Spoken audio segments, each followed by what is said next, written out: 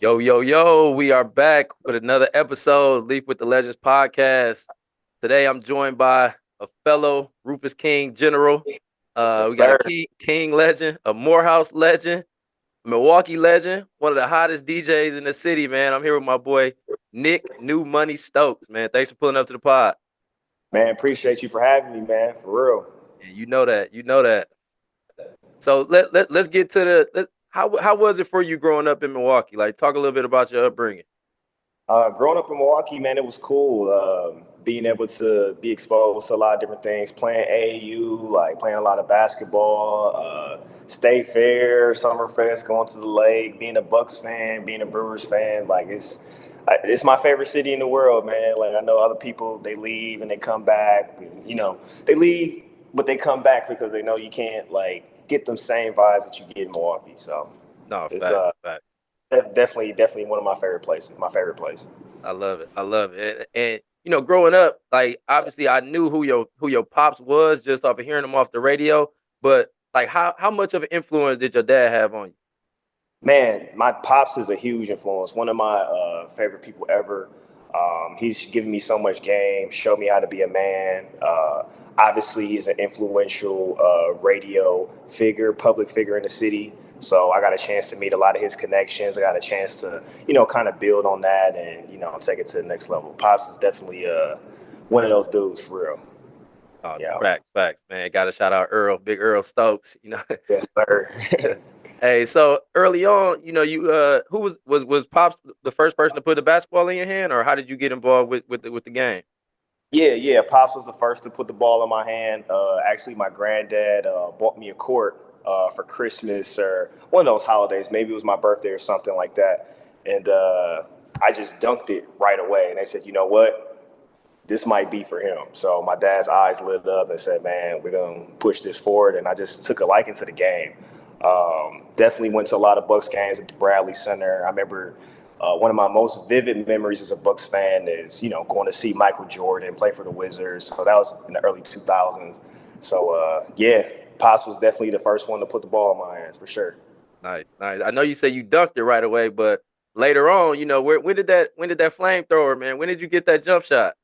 Man, so funny story. I actually wasn't that skilled of a shooter growing up. Ended up breaking my hand, so I just was like focusing on defense and handles and stuff like that. Just bringing energy. But then when I got to King playing with Jim guys, everybody was 5'11", right? So if everybody's 5'11", everybody can't be the point guard. So I said, man, how do I get and stay on the floor? How do I become one of guys' most like trusted, players on the team at the time? And I was like, you know what? I gotta go to the gym every day, and I would go make 500 jumpers in the morning. Nobody knew this, but I would go to Destiny, right around the corner from our crib, make 500 makes before school every day, and by the time the season came, I was ready. Man, that's You know. that's dedication. That's dedication. I did not know that. Yeah, because it was just like, man, we were stacked, man. We had Austin, DB, and all those guys that could shoot it. And it was like, damn, like how do I get there? So had to put the work in. I love it. So we gonna get into King, but early like the early AAU days, man, I came across a picture and y'all had a whip, Yeah, So like let's talk about like a little bit of that Wisconsin playground team, with Bronson, JP, Sam. man, that was a crazy team. So like that was a crazy team. So growing up, obviously I played for Playground, but then I ended up playing with Playground Warriors a little bit later. JP, one of my best friends growing up, he was like, "Hey Nick, you should come over there and play with this team." I had never met Sam. I knew about Sam because I would check with sports to see like who was scoring the most, and he was the freshman that he led us all the way through all 4 years.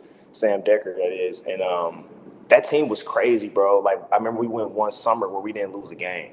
We won every game in the summer. I think we lost. I think we lost one game. That's it. We lost one game in Vegas. That was it. Crazy, Yeah, I was cooking. That's man. different. Man, it was crazy to play with JP, a player like that. Like I remember playing in the Bob Gibbons tournament. We played against Montrezl Harrell. We played against like all these guys that you're seeing like in the league now today. Like it's way too many to name. Um, but it was a great experience though, like being a part of that and getting a chance to like meet Roy Williams, meet Coach K, meet all these types of dudes because our team was crazy like that, you know. So, and then to see my guys like, you know, after AAU and stuff like that, go on to play for the Badgers, North Carolina, go to, you know, national championships, Final Fours. That was kind of surreal. It was cool to see, you That's know. dope. That's dope. So, with your with your success at AAU and whatnot, what made you choose King for high school? So I had a couple different options. A lot of schools recruited me. Coming into high school, I was ranked number nine in the state by Wiz Hoops. And so, like a lot of different schools were reaching out to me, but I always wanted to play for King because I would always see, you know, you guys like killing it, like back-to-back state champions. Everybody would talk about how good of a coach Guys was, and I finally got a chance to meet him, and I was like, man, like you got the academics, it's NPS. I want to go to a cracking school, which was King. It's You know cracking, what I yeah. mean? But also the academics were good too, and I know my parents were. They were really focused on making sure that I got the best education possible, just in case going to the league didn't work out. I So hear, I hear you. No, no, and I think that's where we really like. I knew of you obviously from just being in the AAU world and coaching and whatnot, but then your senior year, that's when I first got my first high school coaching job yeah, with guys and with you guys, and like that was just an eye opening experience for me, just to for one to be on the other side of things, to yeah, play for guys and Coach Jackson, but then to be in the actual like room, like and hear the conversations and like how they, how guys was just a mastermind with everything. But then correct. in that team, like you said earlier, like that team was stacked. We lost in the state championship, but man, it was just dope to just see y'all just how y'all just work. Like y'all reminded me so much of the King team that that I played on. So it was Yeah, dope to get back to the alma mater for sure. yeah, it was definitely that was definitely a great time. I feel like we came together at the right time, and we started gelling, and we started just making everything happen, and just being on the same page. We had a couple people out for whatever academic reasons or whatever, but we stayed strong. We played together. We just played hard, man. We played for each Fact, other. So fact. I always think about those days often. Yeah, yeah. No, that loss still hurt too. I ain't gonna lie, it still hurt, but y'all held it down for sure. So, um, Yeah. so after King, you end up going to Morehouse. So, Yep. what was there any other school, or were you always set on like I'm going to a HBCU? So, I mean, obviously, as a hooper, like our dream is to play college basketball, get our education paid for, and things of that nature. So, I had a lot of JUCOs reaching out because they were saying, like, you know what, like, we think you're good enough. I mean, you're a 6 foot, you know, two guard. Like, that's kind of tough. I was really a good point guard, but like we talked about before, based on the strengths of our team, I felt like I was better suited to play the two. So they said, you know what, we want to see you, you know, develop in JUCO and things like that. And I was going to go to the school, either the school out in New Mexico or the school in California. But Morehouse, the Milwaukee Fellows, Wisconsin Scholars scholarship program ended up coming to Rufus King, and they went to the guidance counselor's office. I happened to be there to get my ACT stuff ready for the NCAA clearinghouse, which it was called at the time. And the representative from Morehouse was there, and he said, "Yeah, man, like you know, we were looking for students, you know, young black male students to talk to about Morehouse. Do you want to sit down and talk about this opportunity?" I said, "You know what? Why not? Why not sit down and talk to you? You don't know what this can turn into." So we sat there, we spoke about some of my aspirations, some of my goals, and they said they would like to offer me a full ride academic scholarship to Morehouse. And I sat there, I talked to my parents about it, and a couple friends, a couple mentors, and they said, "Why would you pass up going to school in the A on a full ride academically to one of the best HBCUs, if not the best HBCU that's out there?" So it was an easy decision for me. That's dope. That's dope. And I didn't know I didn't know the backstory. I didn't know the backstory. I knew that you was a hooper and had the opportunity to play in college if you really wanted to. But I was Yeah, wondering why, how, and why you ended up choosing Morehouse. So that's dope. yeah. Yeah, no. And, I got a first cousin who went to Morehouse, and I heard some stories. So the A is the A.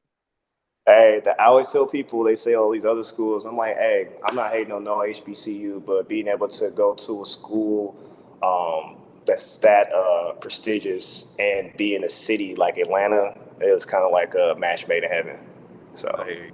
I hear you. yeah, That's dope. That's dope. So I want to get into some style, man. You always been a fly, dressing dude, man. And I see you yep, rocking the merch today.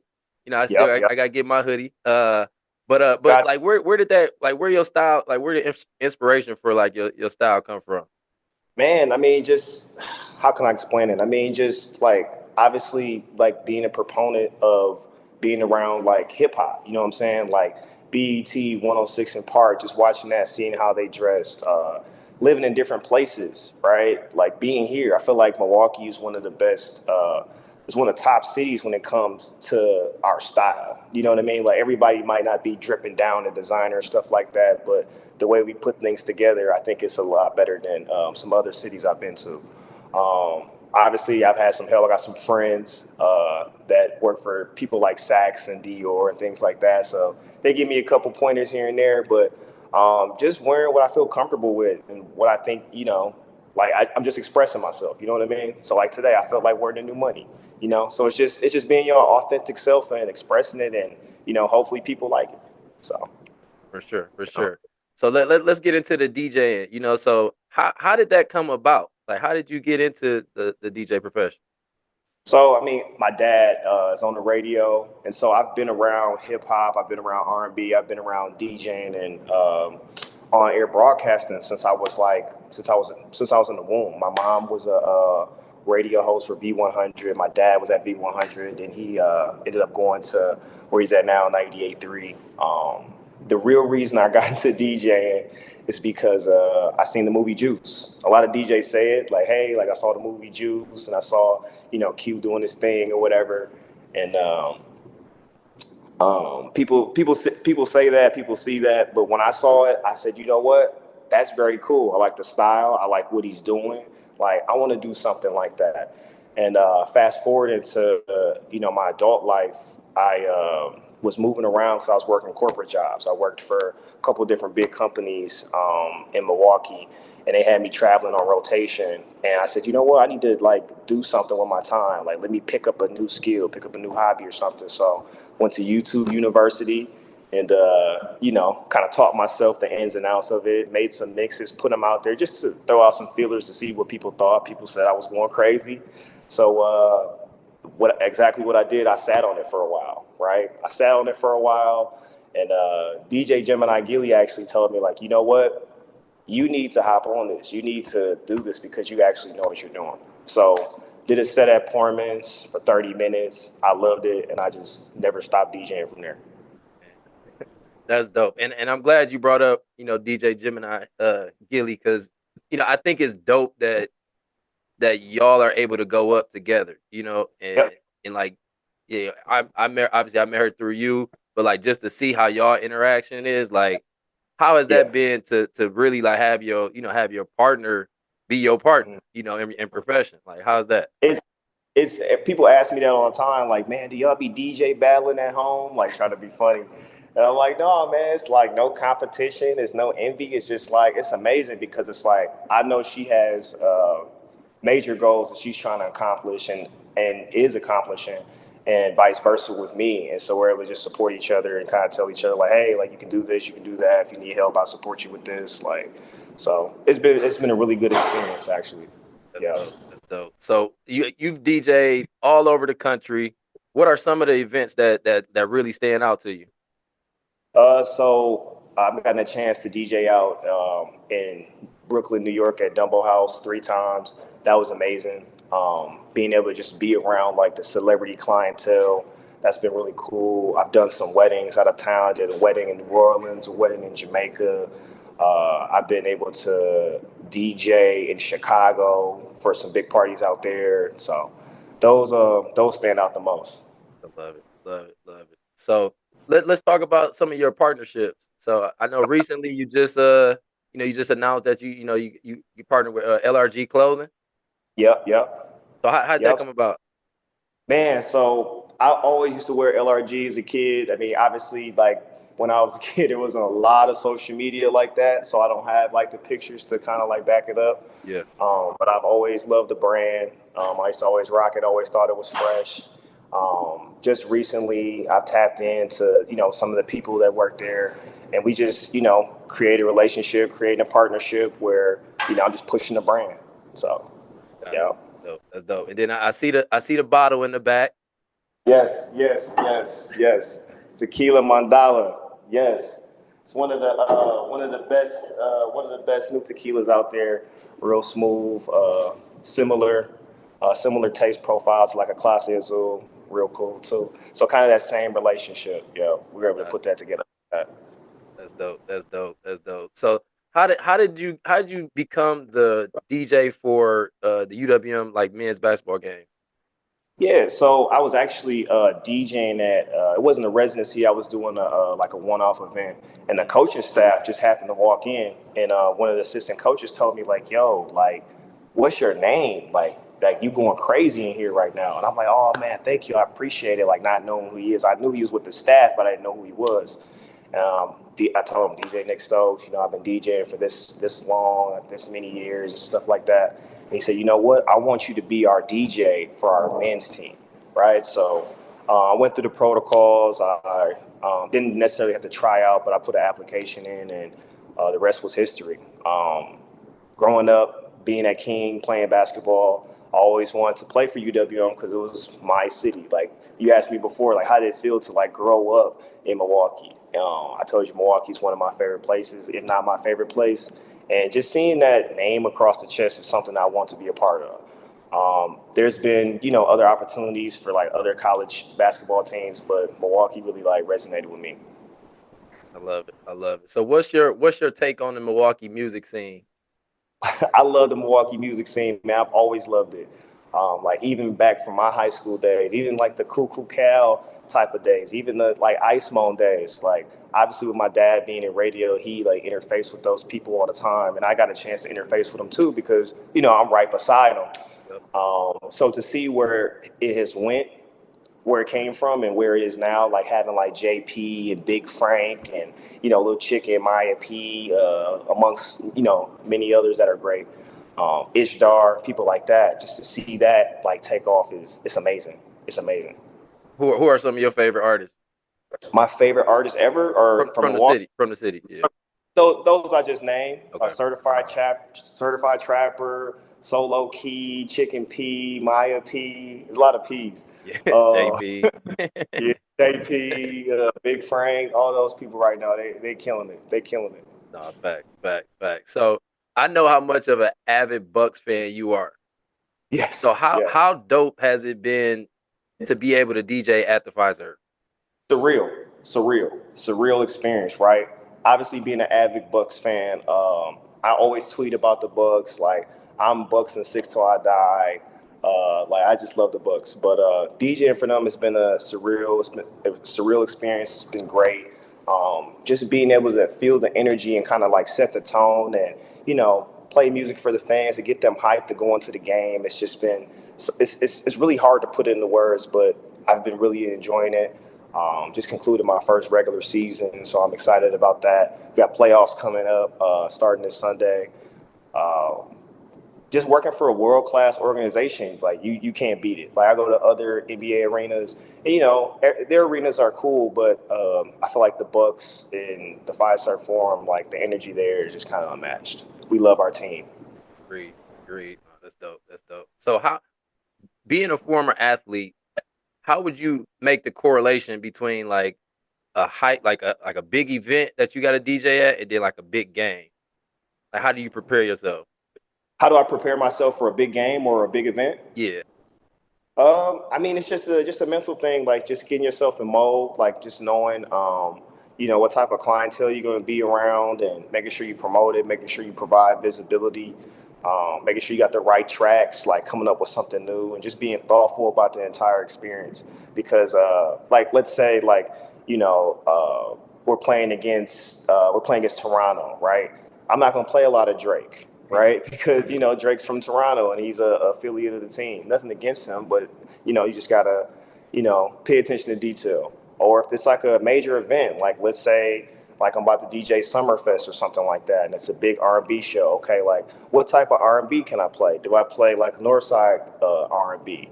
Do I play R&B that's suitable for everybody, like children and stuff like that? So it's just like pay attention to details and being mentally prepared and just being present in the moment.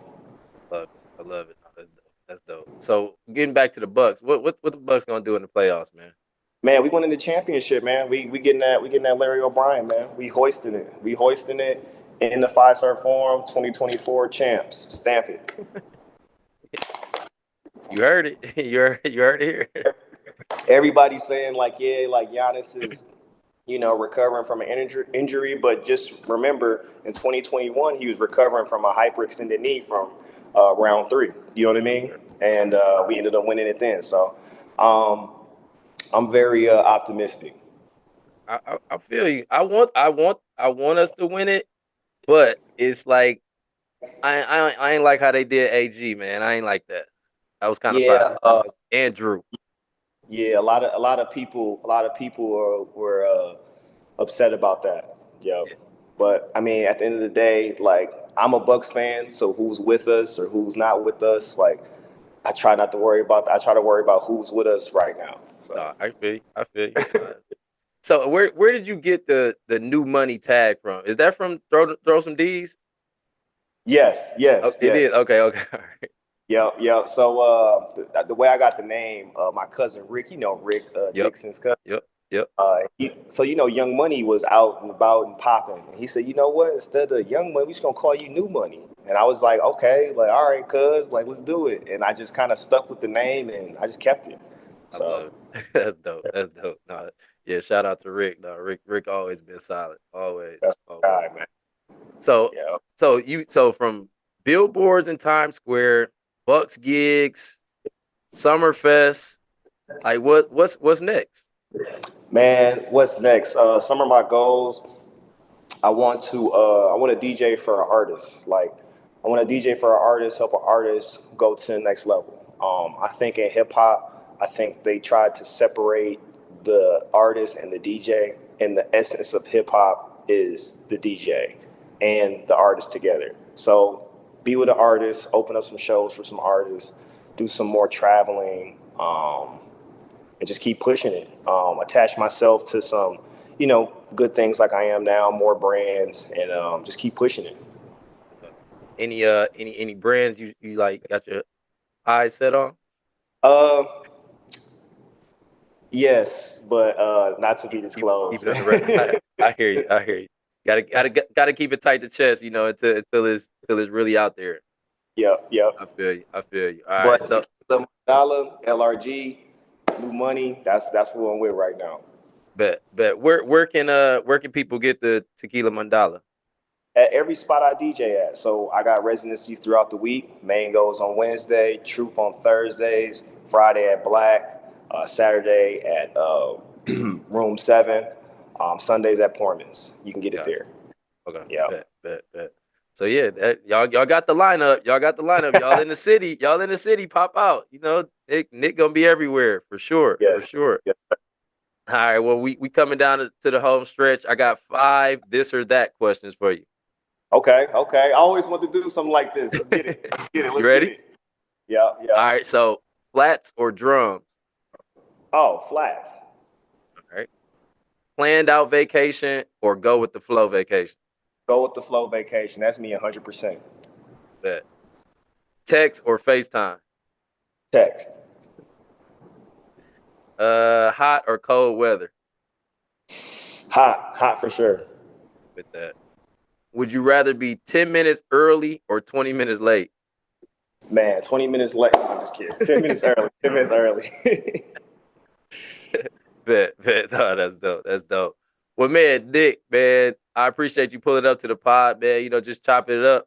Wanted to give you your flowers. You one of the younger legends that I've had on here. But like you killing it. I always looked up to you, appreciated what you did. It's always been love.